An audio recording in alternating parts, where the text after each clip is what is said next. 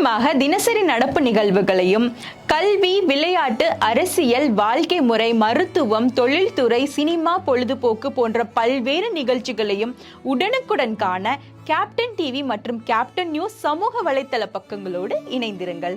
உங்கள் வணிகத்தை captain TV மற்றும் கேப்டன் நியூஸில் விளம்பரத்தின் மூலம் மேம்படுத்த விருப்பமா? உடனே கீழே கொடுக்கப்படும் எண்ணிற்கு தொடர்பு கொள்ளுங்கள்.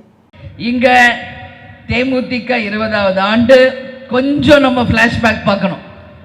கொஞ்சம் இல்லை நஞ்சம் இல்லை. இந்த வரலாறு தலைவர் அவர்கள் 1978 திரை உலகில் காலடி வைத்ததில்லை இருந்து ரசிகர் மன்றமாக உருவாகி பின்பு நற்பணி இயக்கமாக மாறி அத்தனை பேர் விருப்பத்திற்காக 2000 கொடி அறிமுகப்படுத்தி உங்கள் அத்தனை பேர் விருப்பத்திற்காக 2008 தேசிய முற்போக்கு திராவிட கழகம் என்கின்ற ஒரு மாபெரும் இயக்கத்தை மதுரையில் இதுவரைக்கும் காணாத லட்சக்கணக்கான தொண்டர்களையும் மக்களையும் திரட்டி இதே செப்டம்பர் 14 அன்று நம்ம தலைவர் ஒரு சரித்திர சாதனையை படைச்சார். அது மட்டும் இல்லை, ஆரம்பிச்ச கொஞ்ச நாள்லயே 2011 எதிர்க்கட்சி தலைவராக வந்து சரித்திரம் படைத்தவர் நமது தலைவர் அவர்கள். இந்த சரித்திரத்திற்கு யார் பின்பலம் அப்படின்னு நம்ம கண்டிப்பா இந்த நேரத்தில் தான் யோசிக்கணும். மக்களுக்கு தீபாவளி வரலாம், பொங்கல் வரலாம், ஆனா தேமுதிகவினுடைய திருநாள், வெற்றி நாள், சந்தோஷமானால் இந்த நாள் தான் நமக்கெல்லாம். ஆனா நம்ம தலைவர் இல்லை அப்படின்ற வருத்தம் நமக்குள்ள இருக்கு. அதனால இந்த நாளில் நீங்கள் செய்த தியாகங்களை, நீங்கள் செய்த உழைப்பை நிச்சயமாக நாம நினைவு கூற கடமைப்பட்டிருக்கோம். சகோதரர் அண்ணன், என் அண்ணன் தான் சொல்வேன், ராமு வசந்தன் அவர்கள் ரசிகர் மன்றமாக இந்த ரசிகர் மன்றங்களை உருவாக்கி ராணுவ கட்டுப்பாட்டுக்கு இணையாக அன்ற காலத்திலிருந்தே மன்றங்களை உருவாக்கி தமிழகம் முழுவதும் ரசிகர் மன்றத்தை கொண்டு வந்து அதை நிர்வகித்து பின்னாளில் உங்கள் விருப்பத்திற்காக கட்சியாக மாறும் பொழுது அதை அப்படியே கட்சியாக நாம மாற்றிய வரலாறு எல்லாருக்கும் தெரியும். எனவே இந்த நாளில் சகோதரர் என் அண்ணன் ராம வசந்தன் அவர்களையும் இப்ராஹிம் ராவுத்தர் அவர்களையும் கேப்டனுடைய நண்பர்களையும் அவருடன் இருந்து அவர் வளர்ச்சிக்கு உழைத்த அத்தனை பேரையும் இந்த நேரத்தில் நான் நினைவு கூற கடமைப்பட்டிருக்கிறேன். அதே போல கேப்டன் எவ்வளியோ அதுவே எங்கள் வழி என்று ஒவ்வொரு தொண்டரும் இன்னைக்கும் உண்மையாக உழைத்து கொண்டிருக்கிறீர்களே, உங்கள் உழைப்புக்கு, உங்களுடைய நம்பிக்கைக்கு இந்த உலகத்தில் எதையுமே நம்ம ஈடு செய்ய முடியாது. தலைவரும் நானும் பேசுறப்பெல்லாம் நிறைய பேசுவோம், இந்த ஜென்மத்துல நாம செஞ்ச புண்ணியம் என்ன அப்படின்னு. தலைவர் எனக்கு கிடைச்சதுதான் புண்ணியம், அதுல மாற்று கருத்து இல்லை.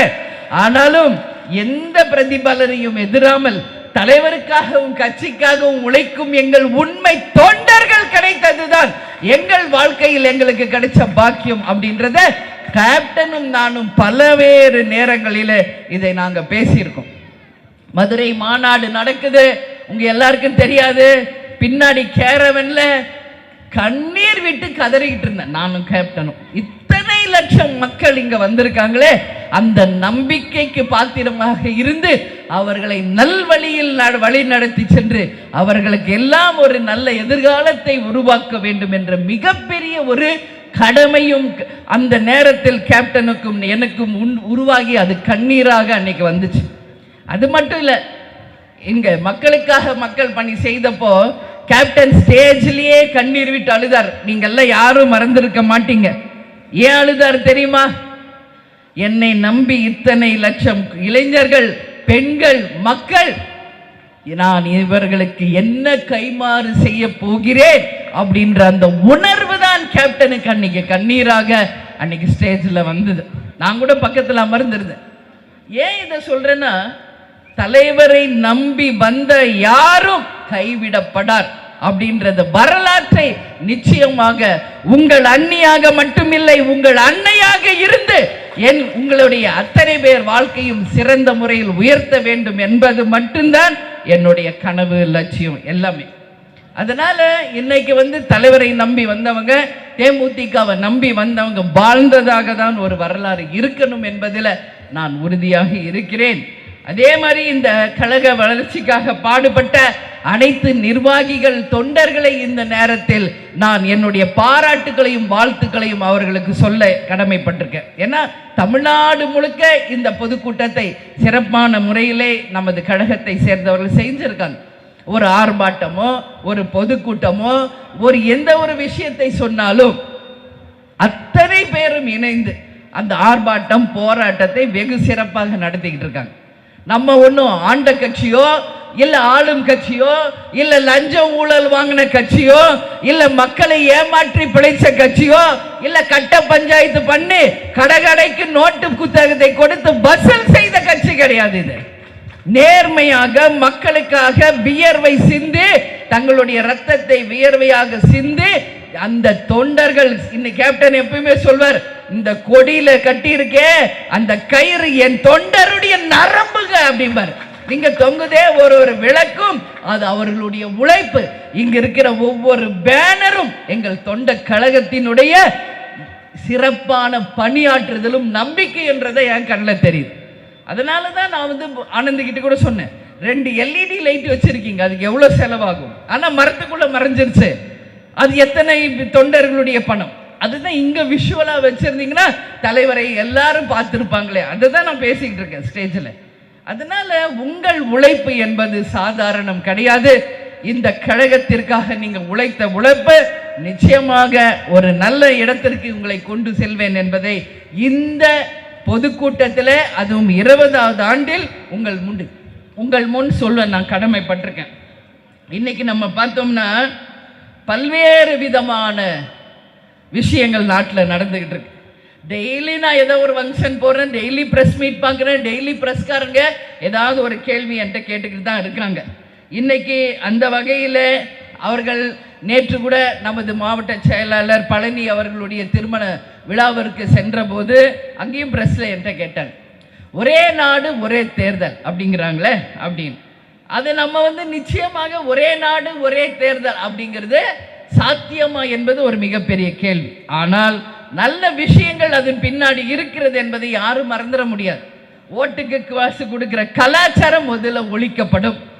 அது மட்டும் இல்லை, கள்ள ஓட்டு போடுவதும் தடுக்கப்படும். அது மட்டும் இல்லை, இன்றைக்கு மக்களுடைய வரிப்பணத்தில் தான் தேர்தல் நடக்குது. அந்த வரிப்பணம் வீணாகாம நம்ம தடுக்க முடியும்.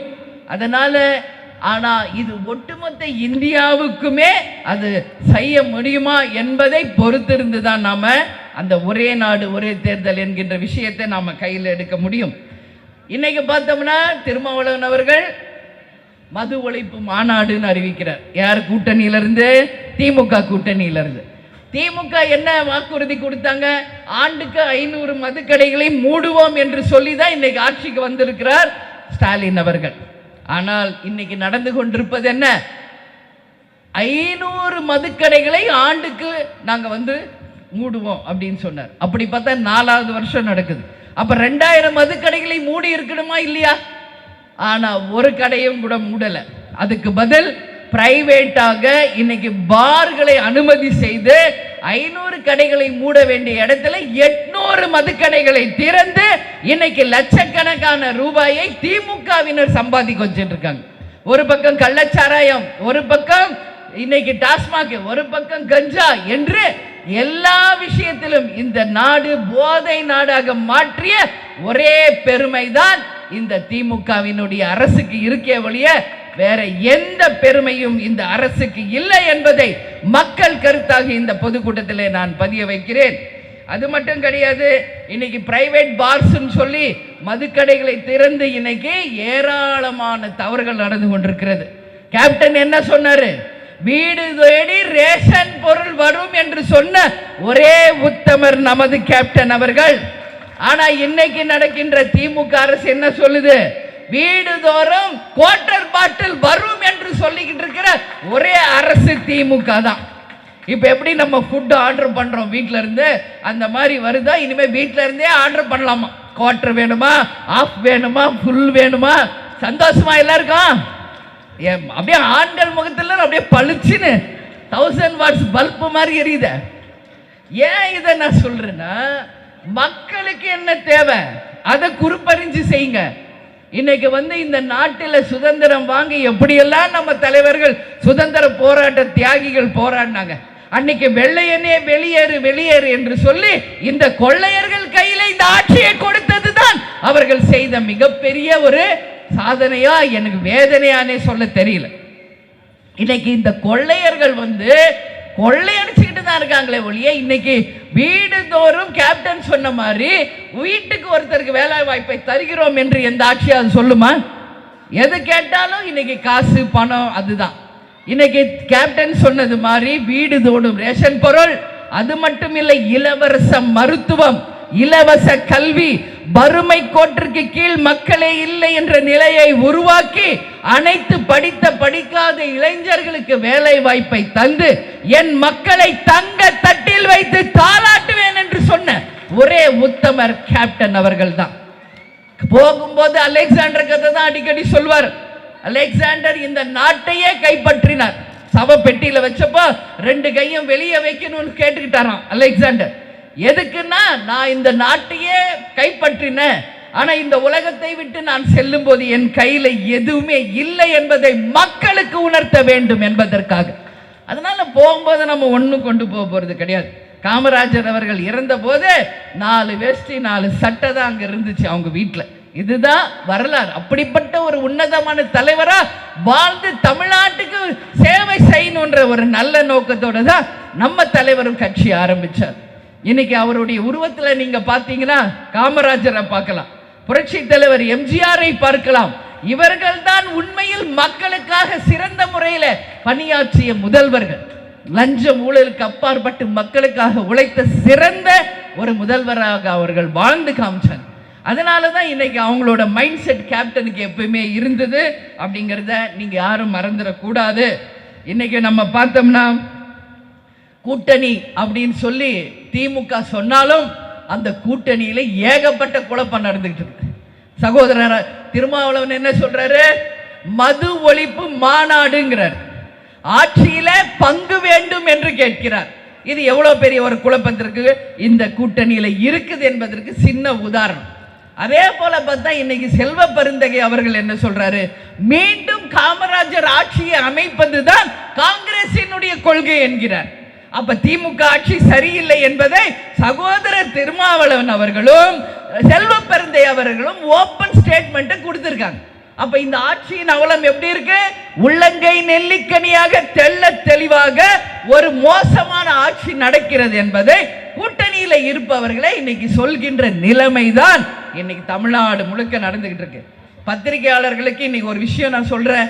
எங்கு போனாலும் ஒரு கேள்வி என் முன்னாடி கேட்குறீங்க, இன்னையோட அந்த கேள்வியை நீங்க நிப்பாட்டிக்கணும்.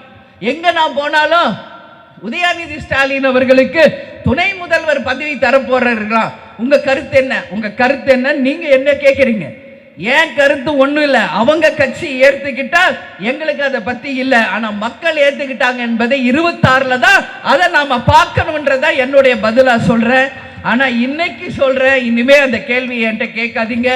ஏன்னா அவங்க கட்சியை சேர்ந்தவர்களே என்ன சொல்றாங்க? நாங்க வந்து அந்த கட்சியினுடைய கொத்தடிமைகள், நாங்க கொத்தடிமைகள் தான் அப்படின்னு சொல்றாங்க. அதனால அவர்களே ஸ்டேட்மெண்ட் கொடுத்துட்டாங்க. இனிமேல் அந்த கேள்வியை என்னிடம் கேட்க வேண்டாம். அவர்கள் கட்சியும் அவர்கள் தொண்டர்களும் நிர்வாகிகளும் ஏத்துக்கிட்டால் அதை பத்தி எங்களுக்கு எந்த கமெண்ட்ஸும் கிடையாது. ஆனா 2026இல் மக்கள் ஏற்றுக்கொண்டார்களா இல்லையா என்பதை அந்த தேர்தல் முடிவுகள் நிச்சயமாக இதுக்கு பதில் அளிக்கும் என்பதையும் இந்த நேரத்தில் நான் சொல்ல கடமைப்பட்டிருக்கிறேன். அதே மாதிரி இங்க பாருங்க, லைனா 3 தலைவர்கள். அதைத்தான் நான் வந்த உடனே பார்த்தேன். அண்ணா, பெரியார், கலைஞர் 3 பேரும் இங்க இருக்காங்க. அவங்க 3 பேர் ஆசீர்வாதத்தோட ஸ்டேஜ்ல நான் வந்து உட்கார்ந்த உடனே நேரா அம்மன் வந்தாங்க. அம்மன் ஊர்வலம் வந்துச்சு. அதே நான் சொல்றேன்,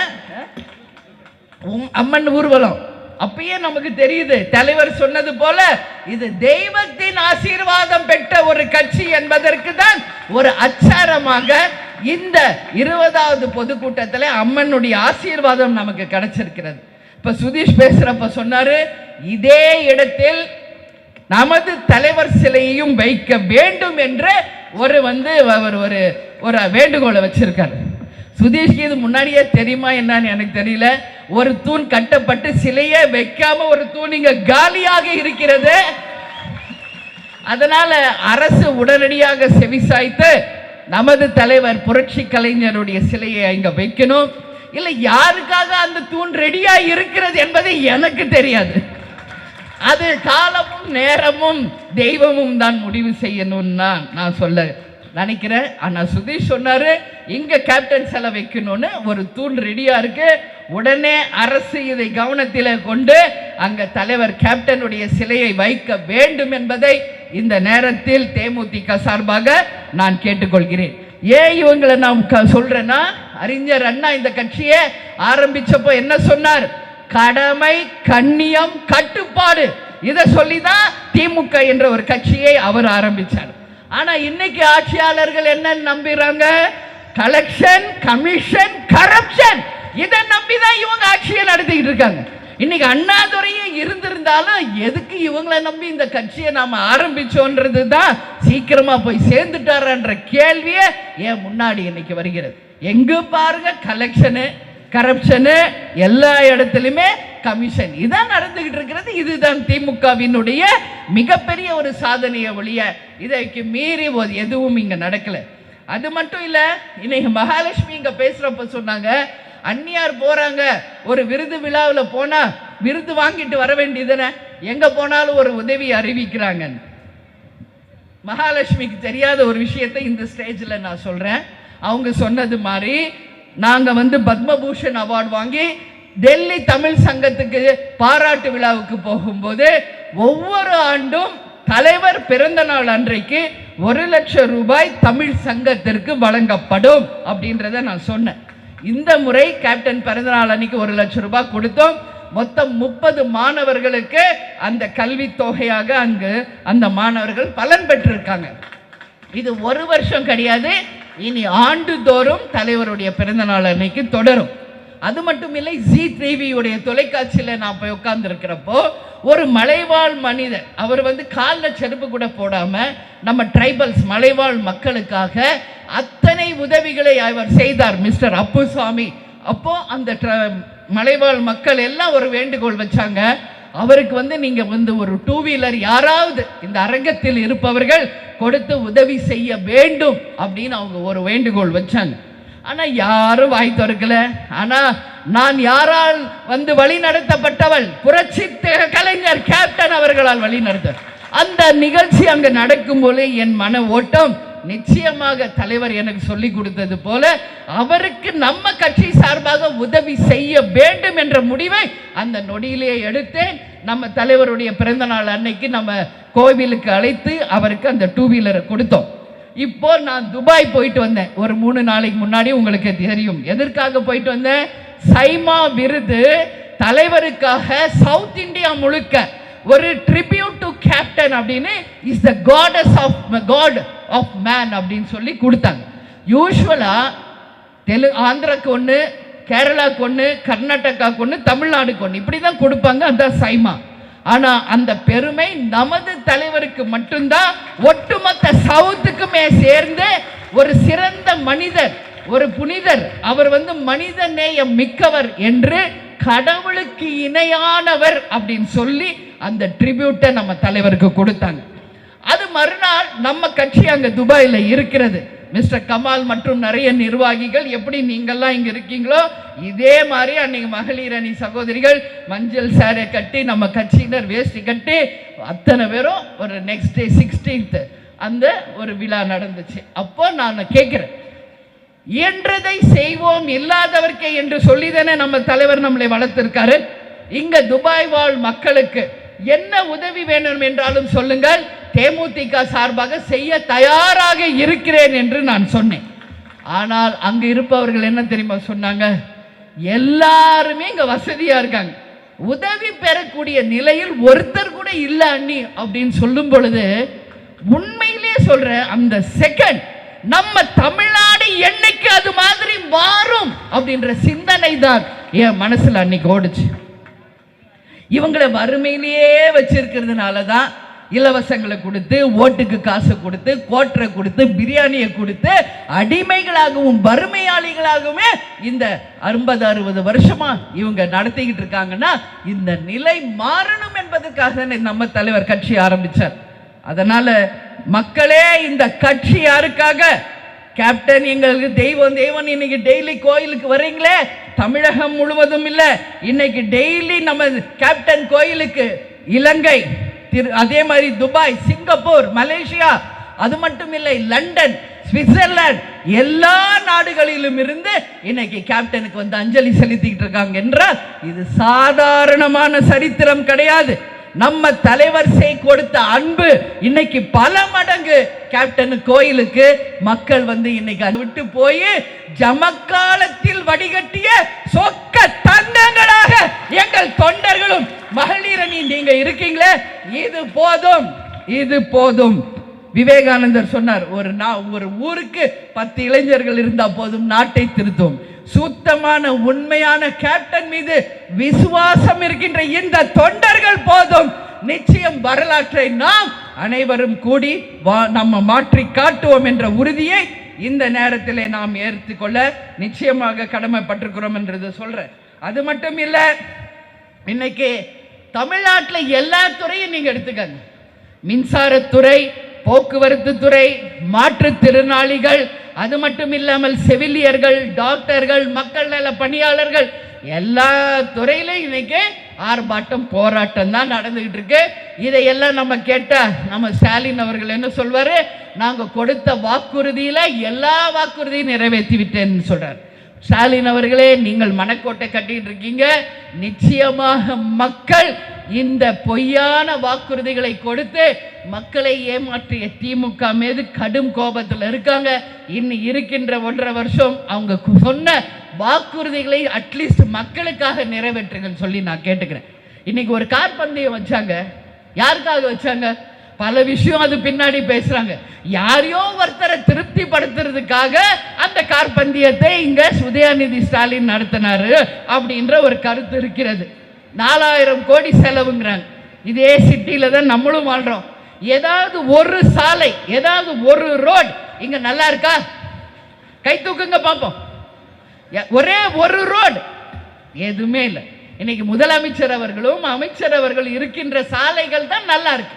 இன்னைக்கு இதே சாலிகிராமம், இன்னைக்கு சிட்டியில அத்தனை ரோடுகளும், பத்திரிகை நண்பர்கள் இன்னைக்கு 2 வீலர்ல போறீங்க, உங்களுக்கு தெரியும், குண்டும் குழியிலையும் அடிச்சு ஸ்பைனல் கார்டு போய் எந்த பள்ளத்துல யார் விழுவாங்க யார் எழுவாங்கன்னே தெரியாத அளவு ஒரு மோசமான ஒரு சாலை அமைப்பு. கேட்டா சிங்கப்பூருக்கு இணையான சிட்டியை நாங்க உருவாக்குவோம், சிங்கார சென்னையை உருவாக்குவோம் என்று வீர வசனம் பேசிய இந்த திமுகவினர் இந்த 3.5 ஆண்டு காலம் என்ன செய்தார்கள் என்பதை மக்கள் கேள்வியாக நான் கேட்டுக்கிறேன்.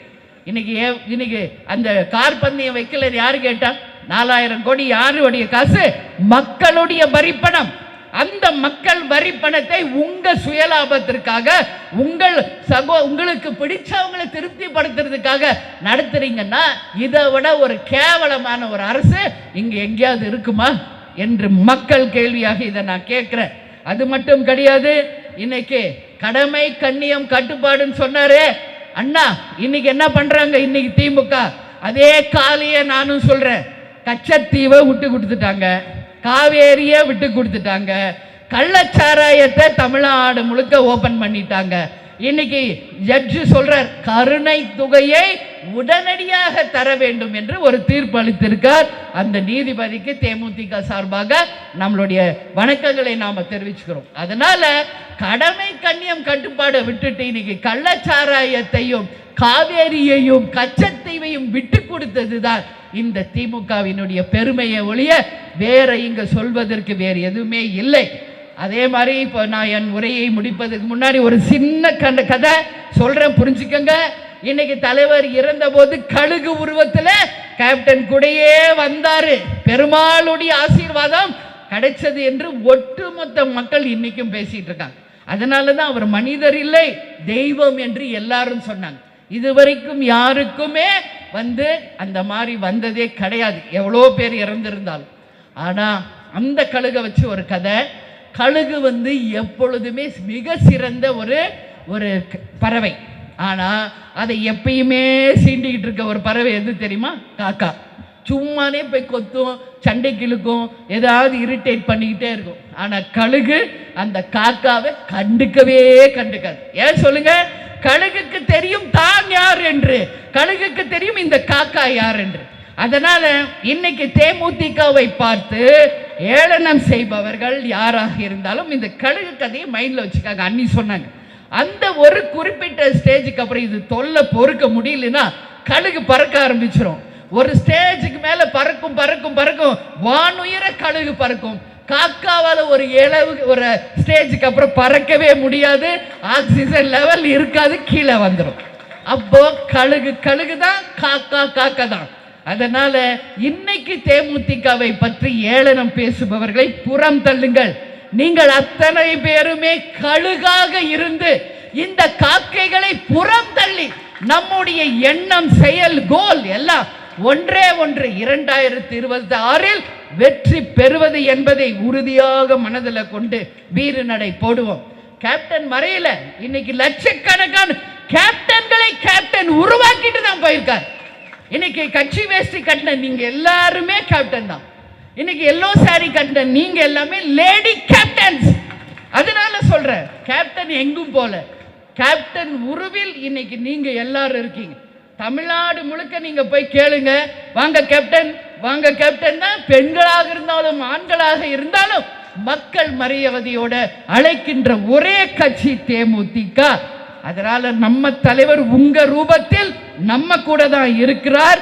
இந்த 20வது ஆண்டிலே நாம் அனைவரும் தலைவர் சொன்னது போல லஞ்சம் ஊழலுக்கு அப்பாற்பட்ட ஒரு நேர்மையான ஆட்சியை அமைத்து அது மக்கள் ஆட்சியாக வர வேண்டும் என்பதை இந்த நாளில நாம் உறுதிமொழி ஏற்போம். அது மட்டும் இல்லை, இங்க பாருங்க எவ்வளவு இலவச பொருட்களை இன்னைக்கு மக்களுக்கு கொடுப்பதற்காக ஒரு 1000 பேருக்கு மேல கொடுக்க தயாராக இருக்கிறது. அதுல என்ன இருக்குன்றதை கேட்டேன். தையல் மிஷின், அயன் பாக்ஸ், அரிசி, அப்புறம் குடங்கள், அது மட்டும் இல்லை ஆட்டோ சகோதரர்களுக்கு யூனிஃபார்ம் என்று பல்வேறு விதமான தையல் மிஷின் எல்லாமே இங்க வச்சிருக்காங்க. இது எல்லாமே தலைவர் நமக்கு காட்டிய வழி. அன்னைக்கு காமிச்சாரு நடிகராக இருந்த போது, இன்னைக்கு வரைக்கும் அதை நம்ம ஃபாலோ பண்ணிக்கிட்டோம். அதுதான் ஒரு பொதுக்கூட்டம், ஒரு எதுவாக இருக்கட்டும், அட்லீஸ்ட் அங்கே ஒரு 1000 பேர் பெனிஃபிட் ஆகணும். இதுதான் நம்ம தலைவர் நமக்கு சொல்லி கொடுத்தது. அதனால இன்னைக்கு இந்த பலனை பெறும் பயனாளிகள் அனைவருக்குமே தேமுதிக சார்பாக வாழ்த்துக்களை தெரிவித்துக் கொண்டு, நம்ம தலைவர் எப்பொழுதும் நமக்கு சொன்னது போல இயன்றதை செய்வோம், இல்லாதவர்க்கே தமிழன் என்று சொல்லடா, தலை நிமிர்ந்து நில்லடா, நமது முரசு 8 திக்கும் வெற்றி முரசாக கொட்டும் என்பதை கூறி நாம் அனைவரும் இந்த நல்ல நாளில் உறுதிமொழி ஏற்போம் என்று கூறி உங்களிடமிருந்து விடைபெறுகிறேன். நன்றி, வணக்கம். துல்லியமாக தினசரி நடப்பு நிகழ்வுகளையும் கல்வி, விளையாட்டு, அரசியல், வாழ்க்கை முறை, மருத்துவம், தொழில்துறை, சினிமா, பொழுதுபோக்கு போன்ற பல்வேறு நிகழ்ச்சிகளையும் உடனுக்குடன் காண கேப்டன் டிவி மற்றும் கேப்டன் நியூஸ் சமூக வலைத்தள பக்கங்களோடு இணைந்திருங்கள்.